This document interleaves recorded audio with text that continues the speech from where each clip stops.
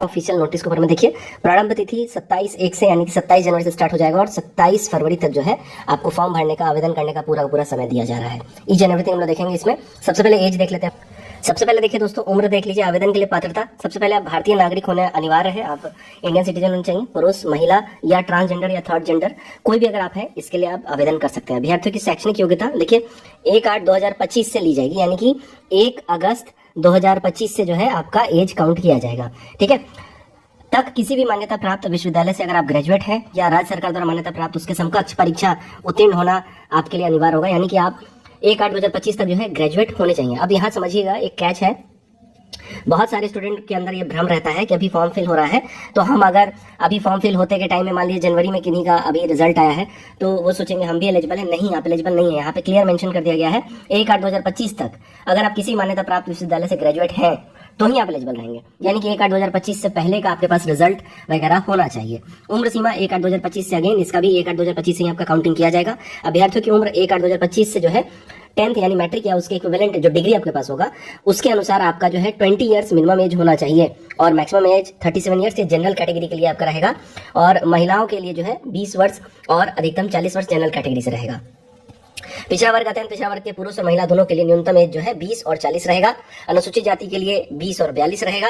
और बिहार के वैसे सरकारी सेवक इनको 5 वर्ष का छूट रहेगा, तो बेसिकली बिहार के सरकारी सेवक अगर इसमें अप्लाई कर रहे हैं तो उनको 5 ईयर्स का इसमें रिलैक्सेशन दिया जाएगा। अब हम लोग एक बार पदों की संख्या देख लेते हैं। तो यहाँ पे देखिए दोस्तों, सबसे पहले देखिए यहाँ पे अवर सब इंस्पेक्टर प्रोविजन, ठीक है, मद निषेध दर होगा यहाँ पे, लेवल 6 का यहाँ पे, और कुल मिला के 78 पद, ठीक है, 78 पोस्ट पे जो है आपको यहाँ पे दिया जा रहा है, बोला जा रहा है। अब उपरोक्त पद पर नियुक्ति हेतु प्रतियोगिता परीक्षा, अब देखिए उक्त पद पर नियुक्ति हेतु प्रतियोगिता परीक्षा आयोजित की जाएगी। ठीक है, इसके लिए विज्ञापन संख्या 3/2026 यहाँ पे ये दिया जा रहा है। ठीक है, अब आगे हम लोग और भी इंपॉर्टेंट डिटेल्स जो है वो देख लेते हैं। अब देखिए आपका फिजिकल की हम लोग बात कर ले तो हाइट की बात करें तो हाइट देखिए 165 सेंटीमीटर ये जनरल कैटेगरी से पुरुषों की होनी चाहिए।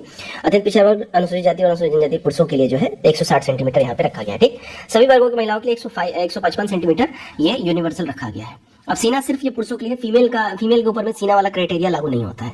अनारक्षित यानी जनरल कैटेगरी का बिना फुलाए पुरुषों के लिए 81 सेंटीमीटर ये मिनिमम क्राइटेरिया है, चेस्ट होना चाहिए, और चेस्ट फुला के 86 सेंटीमीटर होना चाहिए, यानी 5 सेंटीमीटर का जो है फर्क आपको दिखना चाहिए।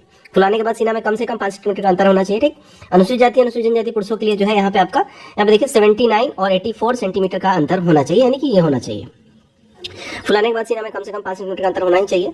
और महिलाओं के लिए सीना का माप नहीं होगा। वजन सभी वर्गों की महिलाओं उम्मीदवारों के लिए मिनिमम जो है वेट क्राइटेरिया 48 kg रखा गया है। ठीक है, किन्नर, कोथी, हिजड़ा, ट्रांसजेंडर, थर्ड जेंडर इन सब के लिए भी जो है यहाँ पे आपको प्रावधान है, ये आप स्क्रीनशॉट लेके देख सकते हैं। अब जरा एक बार हम लोग नियुक्ति प्रक्रिया देख लें। ठीक है, देखिए लिखित प्रतियोगिता परीक्षा के माध्यम से एग्जामिनेशन आपका सिलेक्शन होने वाला है। उपरोक्त पत्रों के संग्रहण के बाद, यानी कि आवेदन माफ करिएगा, आवेदन पत्रों के संग्रहण के बाद आवेदन पत्रों की समीक्षा यानी कि स्क्रूटनी होगा, और जिन अभ्यर्थियों का आवेदन सही पाया जाएगा फिर उनको जो है एग्जाम के लिए बोला जाएगा। प्रथम फेज का जो एग्जामिनेशन आपका होगा उसमें 200 अंकों का एक पत्र होगा, और जिसमें कुल संख्या जो है प्रश्नों की 100 होगी। 2 घंटे इसका अवधि रहेगा। ठीक है, उपरोक्त पत्र में सामान्य ज्ञान और समसामयिक मुद्दे से संबंधित प्रश्न पूछे जाएंगे। इसमें 30% अंक लाना जरूरी होता है। बेसिकली देखिए वो खाली कहने की बात है, कट ऑफ आप जो है पार स्कोर आपको पार करना ही पड़ेगा। ठीक है, अब यहाँ इंपॉर्टेंट लाइन है, इसको देखिएगा। प्राप्त आवेदन की संख्या के आधार पर एक से अधिक पालियों में परीक्षा का आयोजन किया जा सकता है।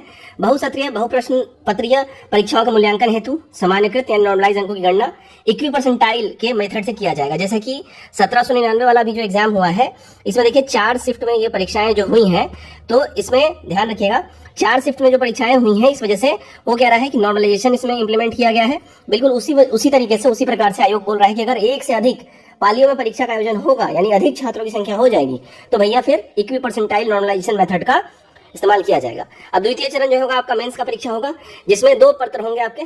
ठीक है, प्रथम पत्र 200 अंकों का हिंदी का होगा, ये देखिए क्वालिफाइंग होता है। ठीक है, और फिर सेकंड पत्र जो होता है वो आपका जीएस का होता है, ये भी 200 अंक का होता है, 100 नंबर का रहता है, 100 प्रश्न होते हैं, 200 अंकों का होता है, 2 घंटा अवधि होता है, और इसी पे जो है आपका मेरिट बनता है। ठीक है, इस बात का ध्यान रखिएगा। अब ये ध्यान रखिएगा, दोनों चरणों की परीक्षा में प्रत्येक गलत उत्तर के लिए 0.2 अंक काटा जाएगा। ठीक है, और उत्तर पुस्तिका 2 प्रतियों में होगी, जिसका 1 प्रति आयोग के पास सुरक्षित रखा जाएगा। जो आंसर जो OMR होता है वो उसका 2 कॉपी रहता है। ठीक है, ये बोला गया है। तो यहाँ पे ओवरऑल आपने देख लिया है। अब थर्ड फेज जो आपका होगा वो होगा फिजिकल।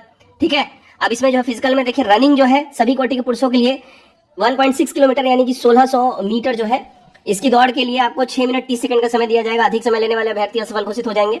और सभी कोटि की महिलाओं के लिए 1 किलोमीटर की दौड़ के लिए इनको 6 मिनट का समय दिया जाएगा। हाई जंप देखिए सभी कोटि के लिए, पुरुषों के लिए, ठीक है, 4 फीट मिनिमम है। 4 फीट से कम कूदने वाले पुरुष अभ्यर्थी असफल हो जाएंगे। सभी कोटि महिलाओं के लिए 3 फीट मिनिमम है। लॉन्ग जंप के लिए सभी कोटि के पुरुषों के लिए 12 फीट जो है ये मिनिमम रहता है, ध्यान रखिएगा। और सभी कोटि की महिलाओं के लिए 9 फीट ये रहता है। गोला फेंक सभी कोटि पुरुषों के लिए 16 पाउंड है, ठीक है। और गोला फेंक और 16 फीट से कम फेंकने वाले को डिस्क्वालीफाई कर दिया जाएगा। सभी कोटि महिलाओं के लिए 12 पाउंड और या 10 फीट फेंकना होता है। 12 पाउंड गोला न्यूनतम होता है और 10 फीट मिनिमम फेंकना होता है, ठीक है। इस बात का ध्यान रखिएगा। अब किन्नर हिजड़ा के लिए जो है यहाँ पे अलग है, इनके लिए भी जो 6 मिनट 30 सेकंड का ही समय रखा गया है, ठीक है। ये देख लीजिए आप, क्लियर है। अब मेधा सूची जो है देखिए, ये आपका मेंस और फिजिकल के आधार पर ही आपका जो है मेरिट बनता है, मेधा सूची तैयार होता है। तो यहाँ पे आप देख सकते हैं जनरल कैटेगरी से कुल मिला के 41 सीट है, ठीक है। और अनुसूचित जाति के लिए 5 सीट है, 2 फीमेल्स के लिए रिजर्व है। जनरल में 14 फीमेल के लिए है, अनुसूचित जनजाति से 1 सीट है, फीमेल के लिए कुछ नहीं है। अत्यंत पिछड़ा वर्ग से 12 सीट है, फीमेल के लिए 4 है। पिछड़ा वर्ग से 9 सीट है, फीमेल के लिए 3 है। और पिछड़ा वर्ग महिला के लिए 2 सीट है। आर्थिक रूप से कमजोर के लिए 8 सीट है और 3 फीमेल के लिए, कुल मिलाकर 26 सीट फीमेल्स के लिए है 78 में से। अब 78 में से 26 घटा दीजिएगा तो लगभग 52 सीट बॉयज के लिए बच जाता है, ठीक है। तो ओवरऑल यही क्राइटेरिया आरक्षण के लिए, जो बिहार के निवासी होंगे उन्हीं को आरक्षण का लाभ मिलेगा, इस बात का ध्यान रखिएगा। बाकी फीस की अगर हम बात करें तो भाई 100 रुपया लगता है इसमें, 100 रुपया सभी कोई को लगेगा, ठीक है ना। तो सभी कोटि के जो भी रहेंगे, थर्ड जेंडर या कुछ भी रहे, बिहार वाले हो अदर स्टेट वाले हो, सबको 100 रुपया यहाँ पे एक समान पैसा लगने वाला है। और ये सब नेट बैंकिंग के माध्यम से ही आप कर सकते हैं। तो दोस्तों देखिए, मद्य निषेध दरोगा यानी प्रोविजन दरोगा जो है बिहार